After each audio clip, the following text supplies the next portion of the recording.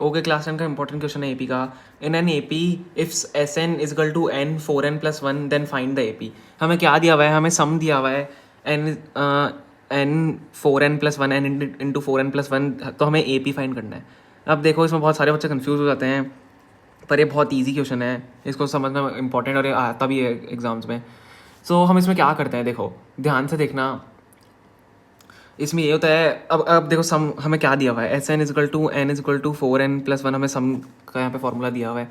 अब हम क्या करते हैं, हम n को 1 ले लेते हैं, लेट n बी 1, ठीक है। मैंने n को यहाँ पे सबसे पहले 1 लिया, तो S1 क्या होगा, 1 ब्रैकेट में 4+1, ठीक है।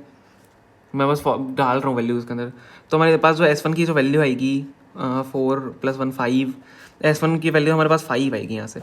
ओके, अब देखो यहाँ पे सोचो कि सम जो फर्स्ट टर्म का सम है, सम 1n, क्योंकि नंबर ऑफ टर्म होती है, तो फर्स्ट टर्म का सम 5 कैसा आ सकता है, एक डिजिट का सम 5 कैसा आ सकता है।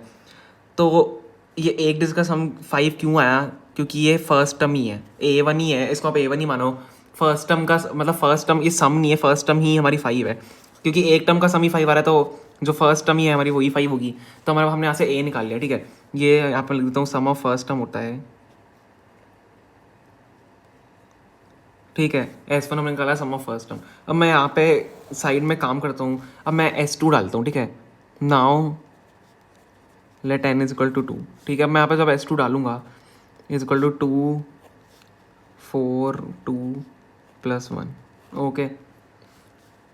तो S2 की जो हमारी वैल्यू है 2 2 4 सा 8, 8+1 9, 2 9 सा 18, ओके। तो S2 की जो हमारी वैल्यू है वो 18 के बराबर आएगी। अब S2 क्या होता है, अब कुछ बच्चे ये करते हैं, कुछ देखो मैं यहाँ पे मिस्टेक लिखता हूँ, जो मिस्टेक है कुछ बच्चे ये करते हैं, इसको A2 ही ले लेते हैं, इसको इस वाली टर्म को, जैसे हमने A1 लिया ना, क्योंकि सम ऑफ फर्स्ट टर्म था, तो इसको A2 लेते हैं, जो कि कंप्लीटली रॉन्ग है। हमको ये नहीं करना है, A2 हमें बिल्कुल नहीं लेना है यहाँ पे।